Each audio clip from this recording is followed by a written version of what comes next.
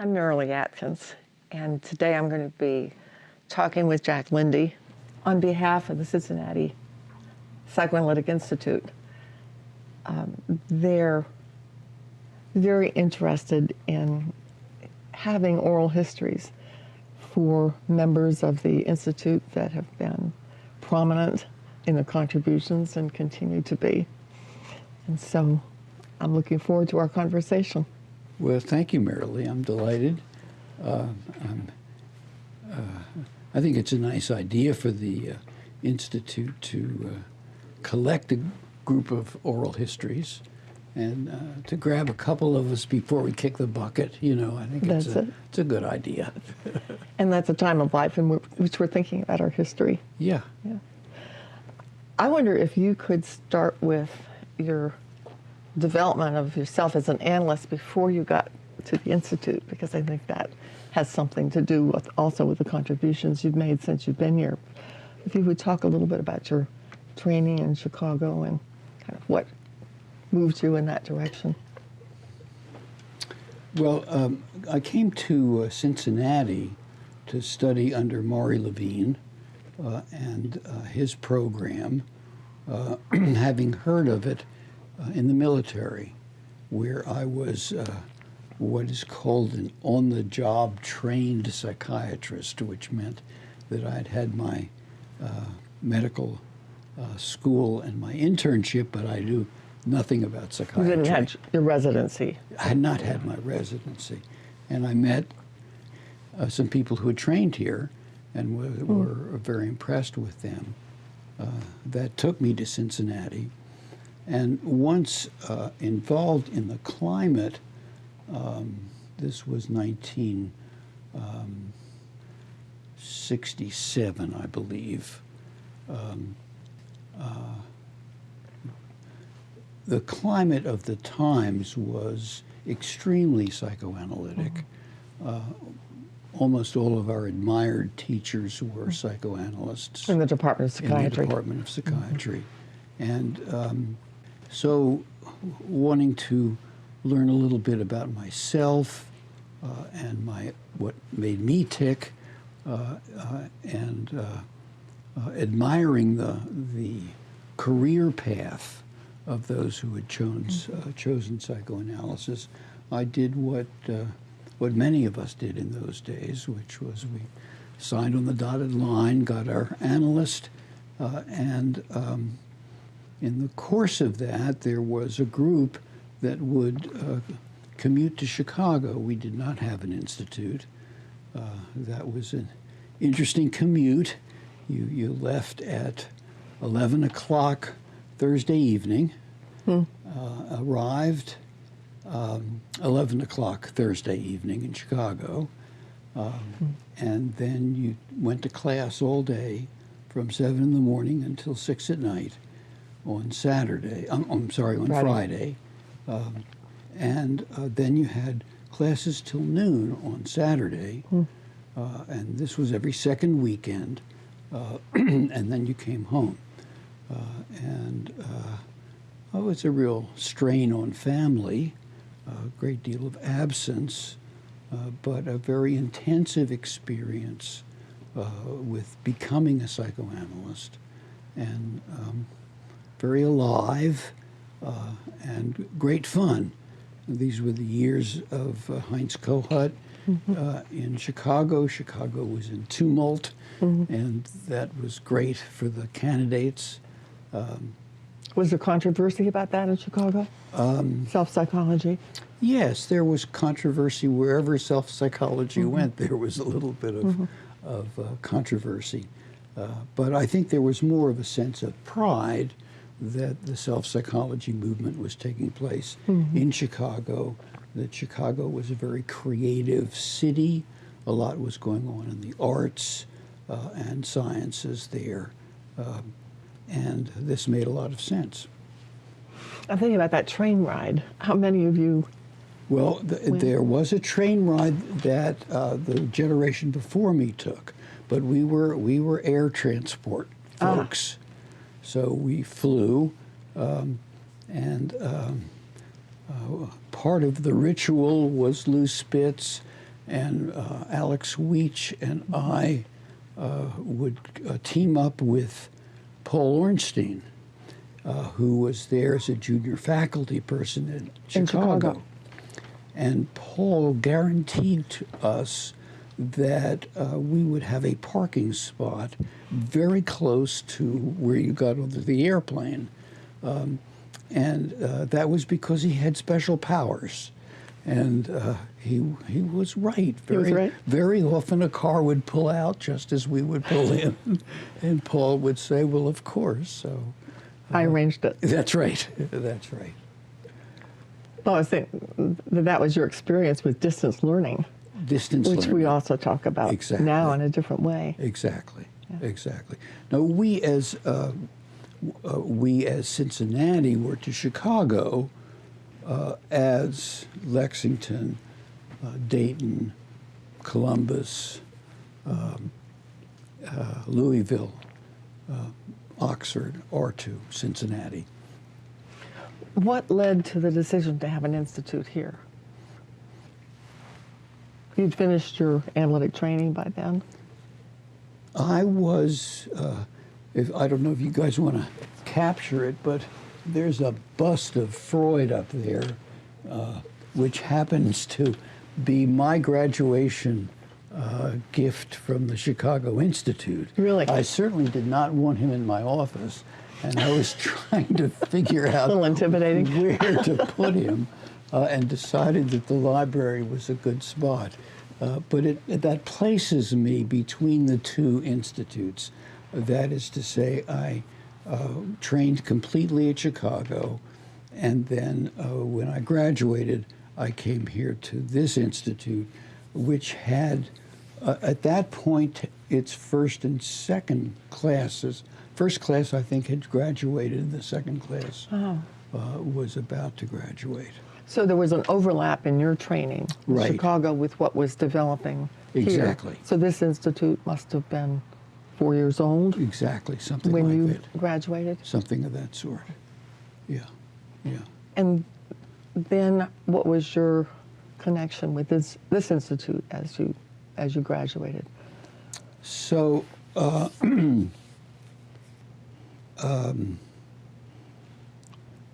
I was a director of residency training at the University Department of Psychiatry at the time, and was interested in a psychoanalytic career.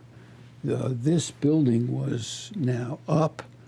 It had opened in Not the 2600 Euclid building. This was but this This building building. was now built Okay. in 1980, 81, something of that sort. And so I moved into the building, having completed my tour as training director, and went into private practice here, and continued my work with trauma, which was just at its early stage, so that we had a link between the Institute and the university with regard to research in trauma that was going on simultaneously with my building a psychoanalytic practice. I'm going to do an aside for the listener. Sure. That the original building for the Institute in Cincinnati was what was called 2600 Euclid. Right. And then it expanded, Right. and a better, bigger facility was built here, Yes. 3001 Highland. And were you part of that 2600 Euclid? Not originally, Uh-huh. but ultimately I did have my practice there, maybe starting in 81 or 81, or something like that. So going back to what you were just saying, so when you came here, you had a bridging connection with the VA hospital, with trauma, and then with some research that you began. Can you talk a little bit about the research? Well, Clinical research. Jim Titchener, part of that wonderful first generation of analysts at Cincinnati, had an ongoing interest in trauma. and was personal friends with Robert J. Lifton and some others who had had early contacts with the Buffalo Creek Dam collapse. And he and Fred Kapp and some others were asked to do a pilot study with regard to a lawsuit of the survivors of the Buffalo Creek Dam collapse. That was 1972, and this activity was in 74. I was fortunate enough to be Jim's lieutenant in that effort. And So you also went to Buffalo Creek. I went to Buffalo Creek and was involved in getting many of the residents involved in that research project. I think I'm remembering a videotaped interview that you did Could of be. a Buffalo Creek survivor. Could be. Yeah. Could well be. So that's how the the work with trauma and the University of Cincinnati Traumatic Stress Study Center got started, and I was basically the head of the clinical arm of that research unit. And then that research unit continued when we had the Beverly Hills Supper Club fire, and then it continued with our work with Vietnam veterans. Did you decide to include that group because of your interest in trauma, or did they say to you, we'd like this population to be included in that? I'm wondering how the veterans, how you moved into the veterans for a research project. Was that because you were there, because the VA hospital asked for this kind of research? How did that? That question reminds me of an old visitor to our department, which certainly should be part of our oral history, was Margaret Mead. And one of Margaret's aphorisms to those of us who were aspiring was the comment that the most important things that will happen right in front of your eyes. The important thing is to make note of them and to study them. So we were seeing in our clinics as well as at the VA. I see. In fact, more at the clinic than the VA, because the VA at those days had shut its doors to Vietnam veterans. They were not interested in that population that was returning from the war in the 70s. Actually, we were part of a little bit of a revolutionary movement to get the VA turned around on that score. This is for psychiatric treatment alone or medical as well? Psychiatric treatment, these were people with very profound post-traumatic stress disorder before the entity was described. They're saying they don't have it. Right. So that's how the interest with, it came out of Central Clinic. And of course, this project was involved with us here in the Psychoanalytic Institute, and we took on treatments for a year and wrote those up. And treatments of each individual for a year. Individual for a year. And we wrote that up in this project. And it was the sense of work with trauma, and the Cincinnati Psychoanalytic Institute was certainly a multi-generational enterprise. And I would give the credit to Jim Titchener for getting us started. And then hopefully I kept his banner going for a while. All of the clinical participants were analysts, All is that the correct? clinical participants were That would analysts. be an unusual thing in itself. It was great. It was great fun. We met right here in this room, supervised each other, and learned a lot. Trauma has been of interest to you throughout your career in many, many ways. It has. Buffalo Creek, Beverly Hills, Yes. Vietnam veterans. Yes. I'm thinking of East Europeans, Yeah. we sort of a dovetail of roles. Before I became director at the Institute, I was president of the International Society for Traumatic Stress Studies at about the time of perestroika and prior to the fall of the wall in Eastern Europe. And since we were moving to an international realm at that time, we were on the bottom floor of therapists within Eastern Europe, Russia and Eastern Europe, who were seeing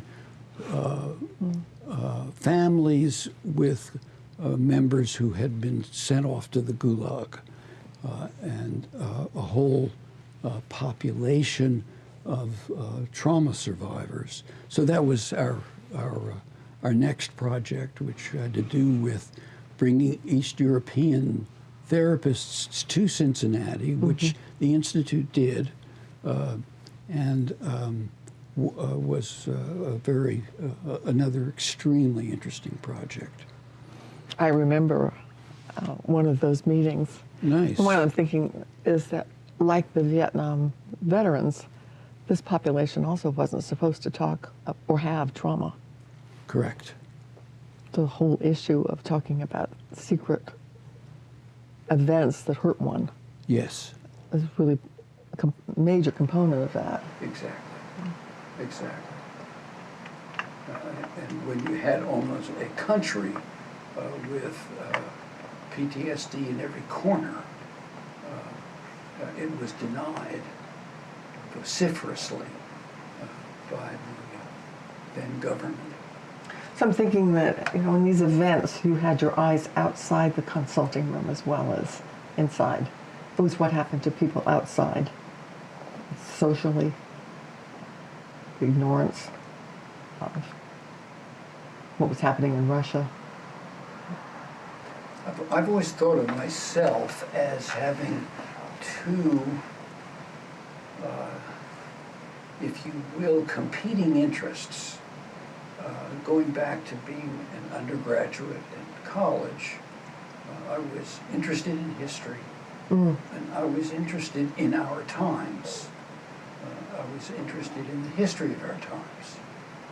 And I think the second competing piece was I was interested in what makes us humans. And the mixing point is what happens to ordinary people who are then exposed to extraordinary circumstances. What can take away our humanity? What can take away our humanity. So I've tried to balance during the course of my career an interest in the individual and to try to learn as much about that as I can, with a commitment to a larger whole, and to try to be part of the healing that goes on with our external times. world. That's kind of a segue into your being director on 2 occasions of this institute. True.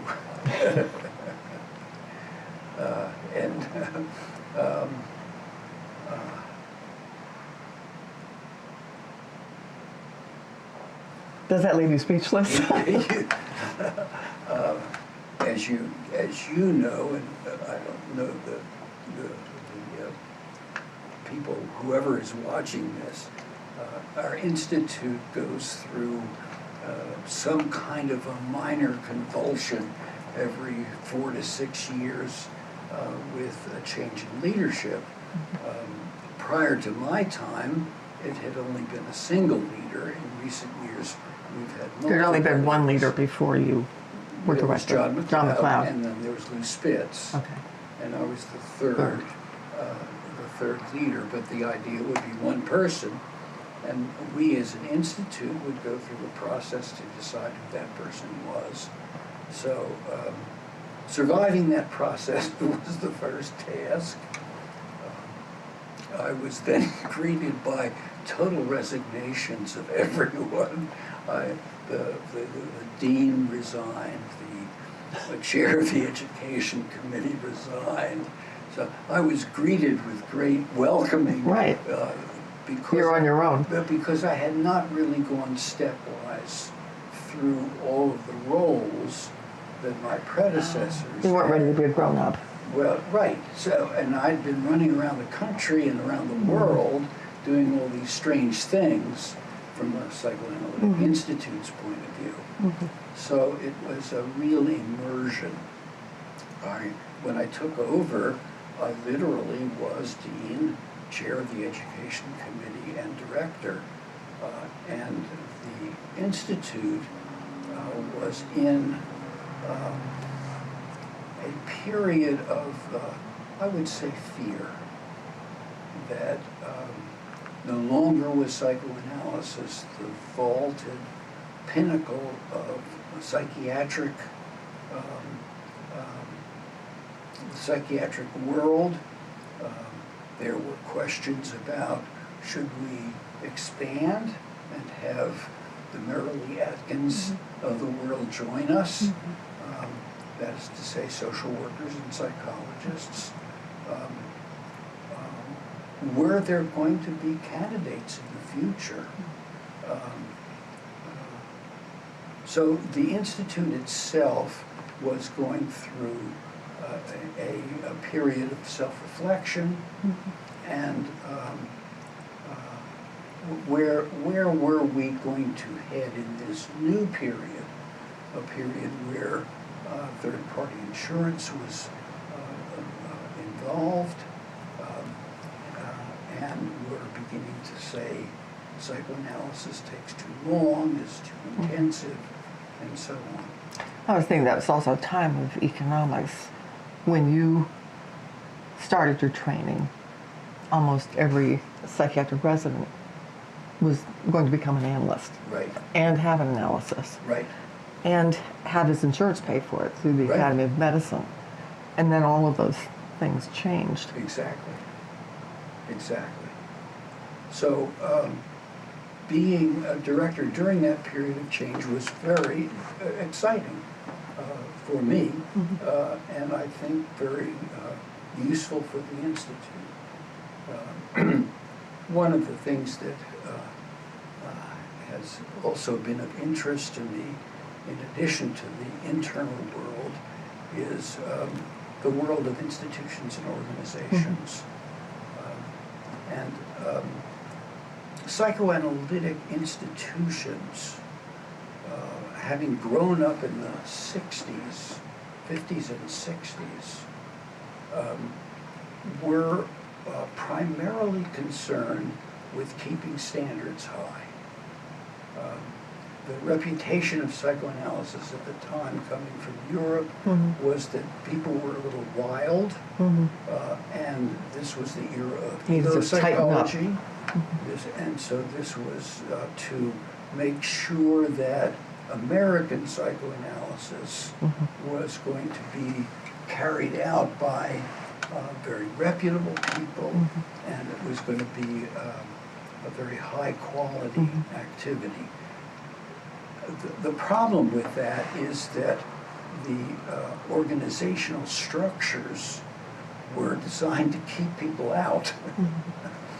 They weren't designed to reach out to fellow mental health professionals.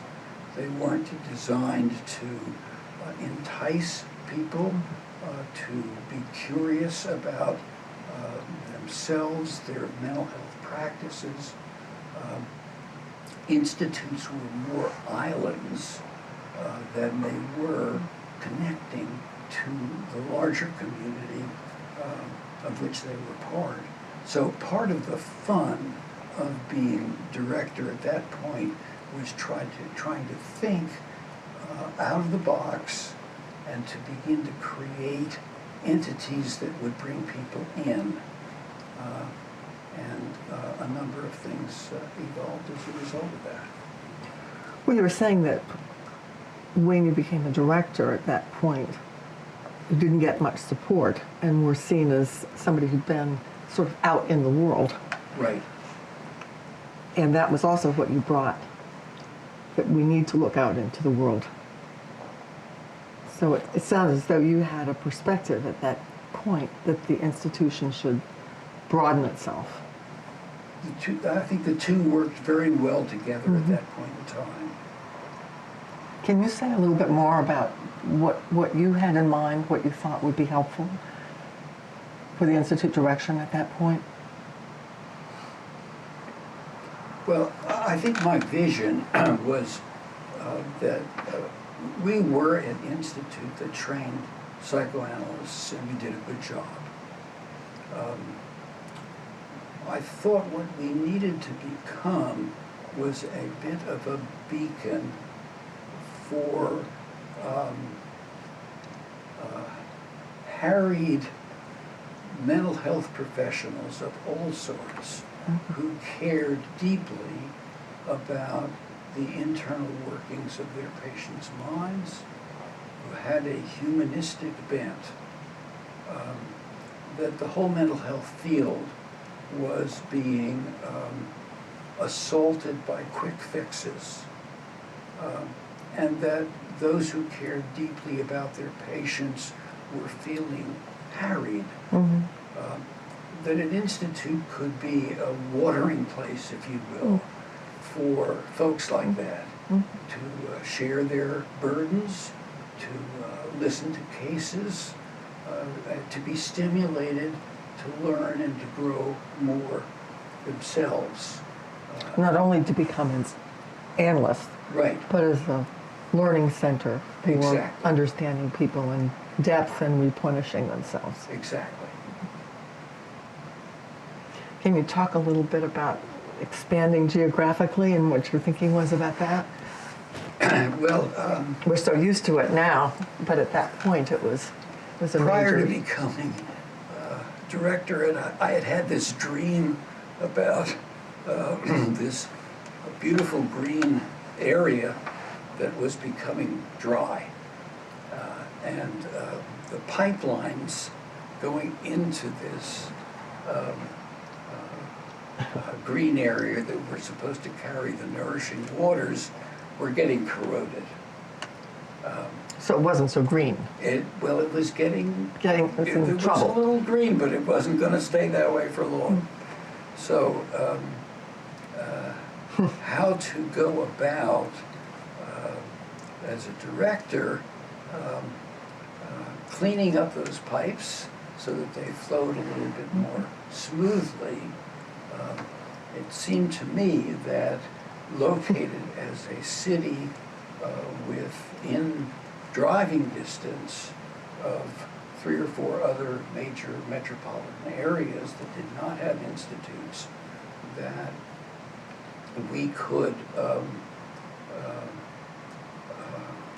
replenish our waters, as it were, by making it a little bit easier for folks in the region to come here for study. And With that metaphor, it's not only that this was a watering hole, but people from outside were bringing in water. exactly. And it was quite rewarding to have folks coming in from Dayton and Louisville. And How'd you do Lexington. that? Well, I don't think I did it. I think we did it. These folks were seeking us out. They were coming for supervision. Right in front of us And again. right in front of us, exactly. So I think what I did was to ask questions about who are you supervising, and why, among those you're supervising, are those that you think are talented and might want to become analysts. And so we developed some institutional structures that would try to encourage that. So that became a project of the faculty Right. who bought into this Right. concept. Right. What happens that led them to buy into this concept? You probably have to ask them. One of the things I did as a director was I sort of drafted 3 or 4 people to sit with me twice a week for 10 or 15 minutes, along with the executive director, to go over problems that the Institute was facing and how we were going to triage those problems. We called it a triage work group. That was only 15 minutes. Well, we are very busy people. Yeah. But it was amazing how energized those 15 minutes were, and how people began to see that, oh, this is really not just a group of people with private offices and a school sitting over here, but some interesting, challenging questions. And one of the things I was proud of was that some 12 or 14 people who had gone to these liaison groups, these triage groups, then took leadership positions within the administration. So somehow getting analysts interested in administration, because, you know, these are anathema, these Two worlds. two worlds. We in our offices, we encourage free association and deepening. And when one does that in an administrative meeting, one winds up with chaos because one is fascinated by the associations of one person and someone else, but the idea of taking action would never have crossed anyone's mind.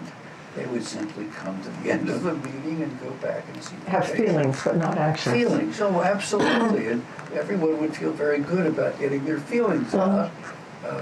Meanwhile, no one will have made a decision. So, trying to bridge those worlds was interesting and fun. That was quite a shift from resignations when you took on the position of director, to, which was chaotic, to a creative use of chaos. I think so. And these were younger people, and you know, they're the leaders of the Institute now. They're the senior people. How many years was that directorship? 5. 5. And then there was a period of time in which you were not director. I don't know how many years that was. During John Hall's period of leadership, which I think was another 5 years. I'd like to know a little bit more about your thinking in your leadership the second time around. What was your assessment about what was needed? Well, you know, the Institute, I think we're talking about like 2004, the Institute was reeling, literally, from a series of negative experiences. These experiences are certainly not unique to us. As a matter of fact, I think they are as old as psychoanalysis itself and are part of the history of psychoanalytic organizations and what happens inside them. But somehow we thought we were immune. I think that's right. I think that there was some sense that Cincinnati was never going to have to experience these kinds of tensions. I've since come to call them the 3 plagues of psychoanalytic institutes. Universally. Universally. And I think they grow quite naturally from the kind of work we do and the kind of individuals who are drawn to our work. One is that we tend to split into rival schools of thought, and those splits can be very damaging for the cohesion of a given institute. This was happening with regard to self-psychology and classical psychology right here. A second was, and it goes back to the personal lives of the founding analysts. They broke boundaries. They crossed lines between patient and analyst. And we had our history with Maury Levine's leadership was impeccable in terms of the ethics of the doctor-patient relationship, of the analyst-analysand relationship, of the faculty-student relationship. And suddenly we found ourselves in the midst of events that involved boundary crossings and violations. So that second piece had occurred. And the third was that a candidate committed suicide. So these three issues, splits in schools, boundary crossings, and this combination of extremely bright, intuitive, and inwardly thinking individuals, along with depression, always a risk. And we were not immune. So it was that state that we needed to right ourselves from. Those were the waters, if you will, the troubled waters that needed to calm down. Well, I'm thinking about all of your experience understanding about trauma.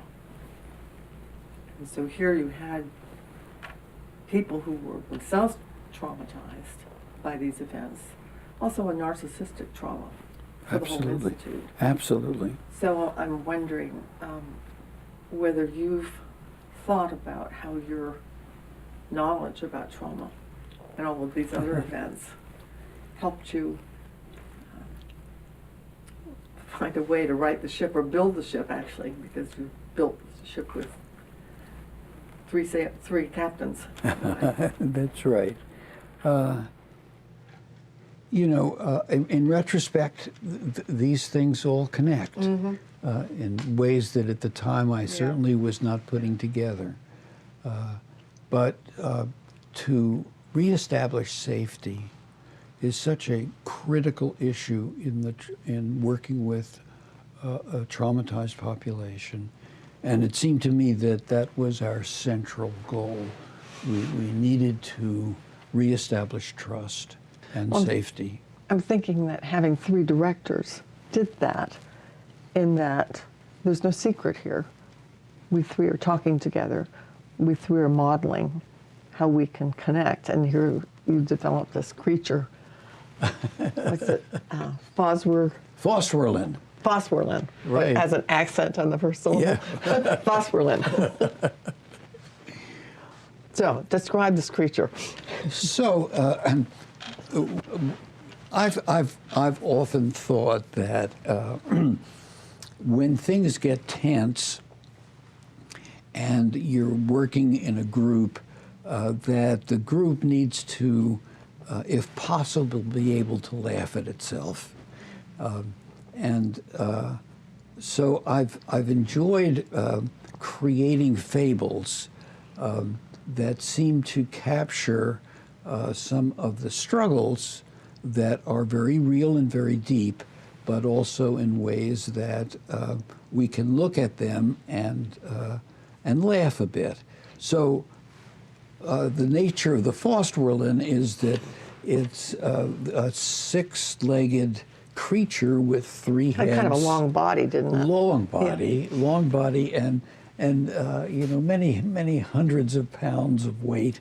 And could this creature move? Could it respond?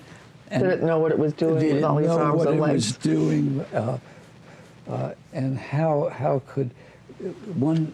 The weir kept its head to the ground to hear any of the rumblings that are going on, and the foss was extremely good at nodding, understandingly, and the Lynn tended to draw graphs and come up with things that nobody could follow, that he thought he understood what was going on. He could draw that all on the blackboard for you.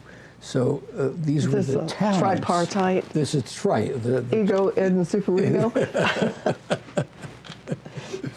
So could this creature exist? So we had to turn 3001 Highland into, I think we called it 3001 Lowland or something. With the Lowland Farms, I think we called it.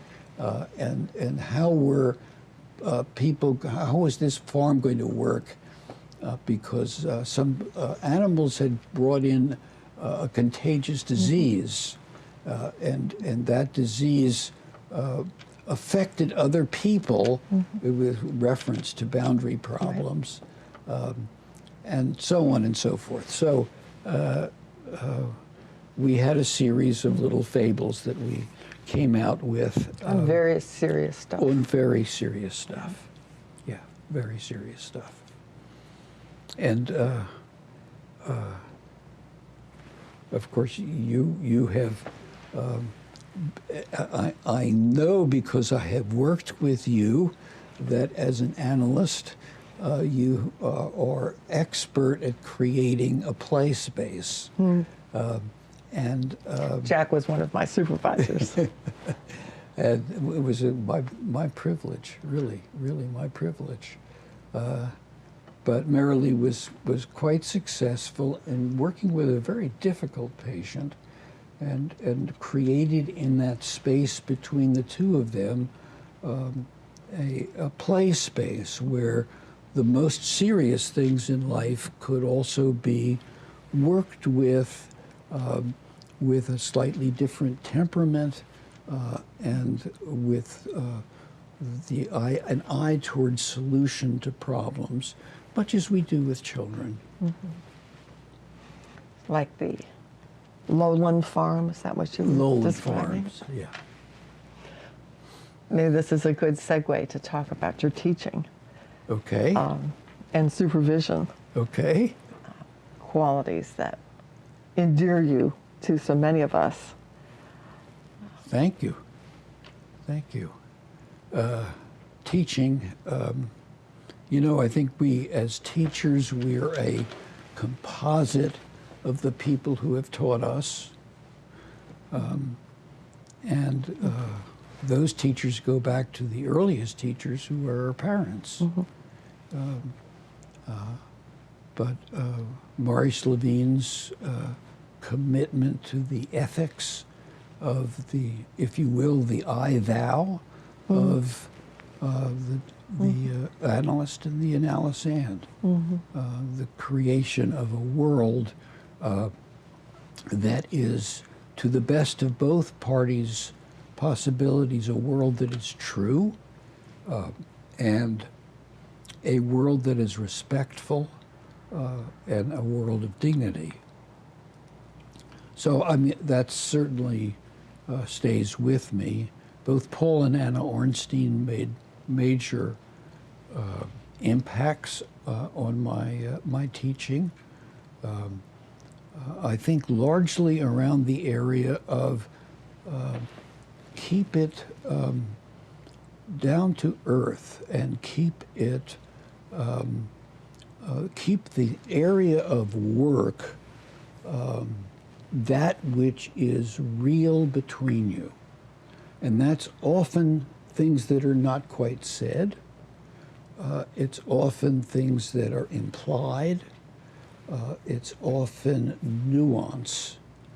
And it's almost always that which makes the analyst uncomfortable. I just tell an incident of my being a candidate in Chicago and presenting some of my work, and my supervisor was just shaking his head. This was just horrible, horrible, horrible. And then he stopped himself and he said, "Oh, you're from Cincinnati." And that's where they tell the truth. Interesting. Which was a very interesting comment. Yes. Because candidates in other institutes tended to skew the story For their supervision. in such a way that the supervisor would approve of what happened, rather than, oh, this is what happened, and let's work with what's real. So that's another component to it. Well, it's also a play space Play in, space. in supervision, Yes. which is safe Yes. and allows some regression, which is dangerous stuff, Yes. dealing with dangerous stuff. Yes. Yes. As a teacher, I like to think of myself as trying to create visuals that make complicated things graspable. So one of my favorites for the advanced psychotherapy program is playing with the words hang up. Our patients come with their hang-ups, and we have to then provide a hanger. And so I draw a big hanger, and the hanger has on it such things as little spaces for vacations, and another little spot for dollar signs. That the hang-ups, our patients' hang-ups, will find themselves attached to different parts of the frame, the hanger, that we set up.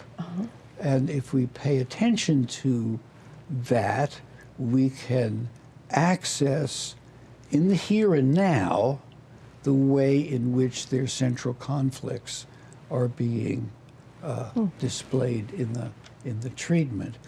And So are we the hanger? well, it's our job to try to keep that hanger straight, because there are tugs and pushes and pulls on it, which are part of the nature of the experience.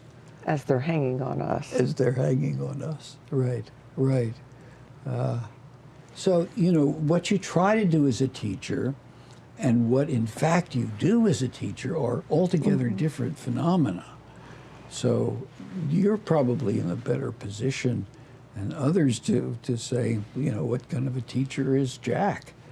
Well, one of my experiences in working with you is that I would often feel as though I were my patient when I left your office, and that I wanted to come back and fix something, which was something that she experienced also. Interesting. Yeah. Yeah. So when the play space works, the person being supervised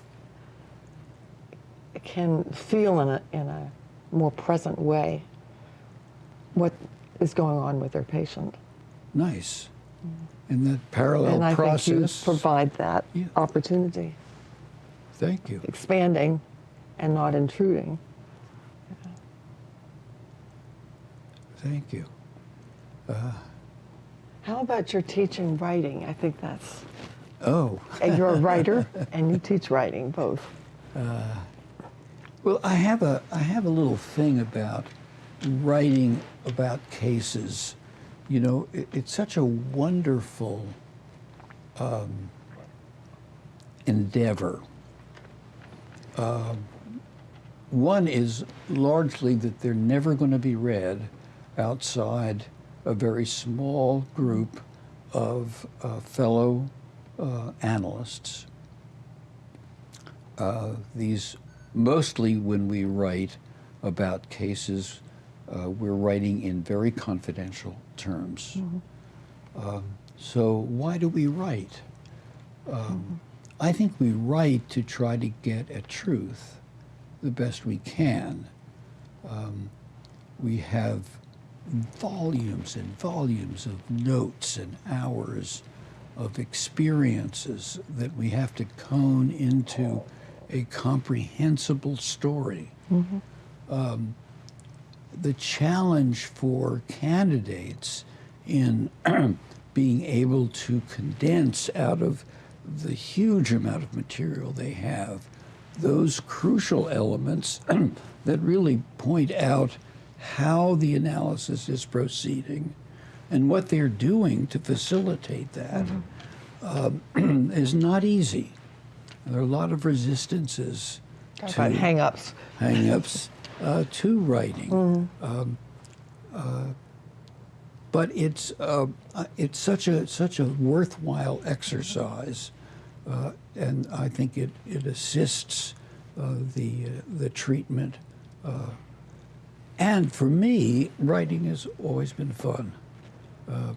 And I think the fun has to do with trying to get it right, not being afraid to edit and re-edit. Play with it. To play with it, and to keep our theoretical thinking very closely aligned with what is actually happening, rather than sequestered off in some sort of corner of our mind where we're thinking theoretically, but we're not thinking intuitively and in the moment. So theory has to really attach itself to the moment. Could you give an example of a short assignment that you might give a candidate? Well, one of the things we did, we're currently, or the first thing that comes to my mind is to read Freud's cases. And you may recall in The Rat Man, at a certain point, the Rat Man says to Freud early in the analysis, he gets up off the couch and he said, please, please, please do not make me say what's on my mind. And Freud says essentially, well, you know, that's our agreement. The analysis works by your doing your best to say what's on your mind. That's not something I can agree to give you. And the patient then goes on to associate about this was the rat man and the anus and some very What he couldn't talk about. uncomfortable things that the patient had trouble talking about. So here's writing that illustrates an analytic moment, that gets at what we do as analysts, and that draws the reader into it's fascinating.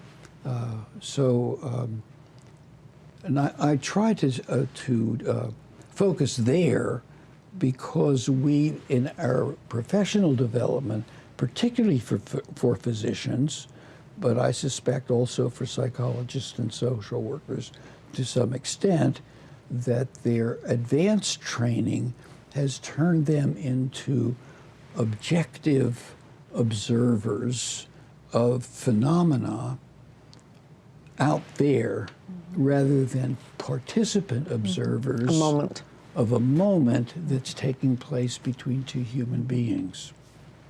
Which also makes it manageable for the candidate. Yes. To think in terms of moments rather than I have to describe the whole thing. Yes. Yeah. Yes. Now, if we're getting close to the end, I need to do my share, which is to interview Marilee for just a moment. We only have 2 minutes. That because Marilee is a very important figure in the history of our institute. She is the first social worker to be a graduate analyst, and I think she has a few things that our history needs to record. Well, we talked about this a little bit a few weeks ago. And I told you that I never felt that way. I wondered if I could do it, the work, the energy, whatever it took. But I didn't have a question as to whether that was related to my being a social worker. It just made sense. And maybe that, I don't know, there are people that start something new. I want to get in, I need to do this. This was not me. And I really have you to thank for my embarking on analytic training. I remember there was maybe a one-page summary of a new class was going to develop that had been typed up. And you put in handwriting on the corner, tiny little letters, might you be interested in this? And I didn't know I was interested in it until I got that piece of paper from you. And I think I had my application in 2 weeks. So you also knew where to. Well, we're the richer for it. Well, I am too. Thank you. Thank you so much, Jack, for Thank you, Mary doing Lee. this with us. Thank you It's so been really a much. pleasure. Yeah, mine too.